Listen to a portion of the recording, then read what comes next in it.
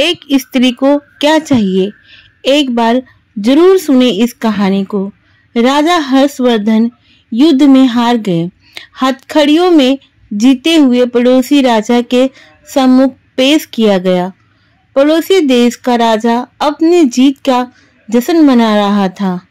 उसने हर्षवर्धन के सम्मुख एक प्रस्ताव रखा। यदि तुम एक प्रश्न का जवाब हमें लाकर दोगे तो हम तुम्हारा राज्य तुम्हें लौटा देंगे, अन्यथा उम्र कैद के लिए तैयार रहो। प्रश्न है, एक स्त्री को सचमुच क्या चाहिए होता है? इसके लिए तुम्हारे पास 1 महीने का समय है। हर्षवर्धन ने यह प्रस्ताव स्वीकार कर लिया। वे जगह जगह जाकर ज्ञानी और विद्वान और तमाम घरेलू स्त्रियों से लेकर नित्यांगनाएं, दासियां और रानियां, साध्वी सबसे मिले और जानना चाहा कि एक स्त्री को सचमुच क्या चाहिए होता है।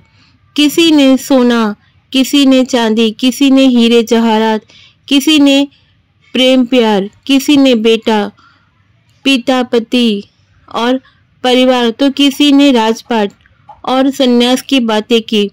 मगर हर्षवर्धन को संतोष न हुआ। महीना बीतने को आया था और हर्षवर्धन को कोई संतोषजनक जवाब नहीं मिला। किसी ने सुझाया कि दूर देश में एक जादूगरनी रहती है, उसके पास हर चीज का जवाब होता है। शायद उसके पास इस प्रश्न का भी जवाब हो। हर्षवर्धन अपने मित्र सिद्धार्थ राजा के साथ जादूगरनी के पास गए और अपना प्रश्न दोहराया। जादूगरनी ने हर्षवर्धन के मित्र की ओर देखते हुए कहा, मैं आपको सही उत्तर बताऊंगी, परंतु इसके एवज में आपके मित्र को मुझसे शादी करनी होगी। जादूगरनी बुढ़िया थी तो बेहद बदसूरत थी। उसके बदसूरत पोपले मुंह से एक सड़ा दांत झलक रहा था। जब उसकी कुटिल मुस्कान हर्षवर्धन की ओर फेंकी, हर्षवर्धन ने अपने मित्र को परेशानी में नहीं डालने की खातिर मना कर दिया। सिद्धराज ने एक बात नहीं सुनी और अपने मित्र के जीवन की खातिर जादूगरनी से विवाह को तैयार हो गए।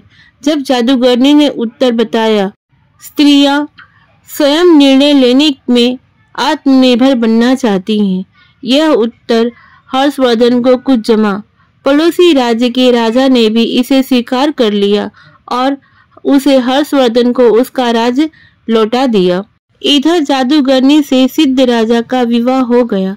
जादूगरनी ने मध्यरात्रि को अपने पति से कहा, चूंकि तुम्हारा हृदय पवित्र है और अपने मित्र के लिए तुमने कुर्बानी दी है, अतः मैं 24 घंटे में 12 घंटे तो रूपसी के रूप में रहूंगी और 12 घंटे में अपने सही रूप में। बताओ तुम्हें क्या पसंद है? सिद्ध राजा ने कहा, प्रिय, यह निर्णय तुम्हें ही लेना है। मैंने तुम्हें पत्नी के रूप में स्वीकार किया है और तुम्हारा हर रूप मुझे पसंद है। जादूगरनी वह सुनते ही रूपसी बन गई, बहुत ही खूबसूरत बन गई। उसने कहा, चूंकि तुमने निर्णय मुझ पर छोड़ दिया तो मैं अब हमेशा इसी रूप में रहूंगी। दरअसल मेरा असली रूप भी यही है। बस सूरत बुढ़िया का रूप तो मैंने अपने आसपास से दुनिया की कुटिल खराब नजरों से बचने के लिए लिया हुआ था। इसीलिए सामाजिक व्यवस्था ने स्त्रियों को अपना निर्णय नहीं लेने दिया, पर मानसिक रूप से कोई भी महिला स्वतंत्र रहना चाहती है। इसीलिए जो लोग पत्नी को घर की मालकिन बना देते हैं, वे घर अक्सर सुखी देखे जाते हैं। आप उसे मालकिन भले ही न बनाए, पर उसकी जिंदगी के एक हिस्से को मुक्त कर दे, उसे उस हिस्से से जुड़ने का निर्णय स्वयं लेने दे। आपको ये कहानी कैसी लगी? अच्छी लगी तो चैनल को जरूर लाइक, शेयर, सब्सक्राइब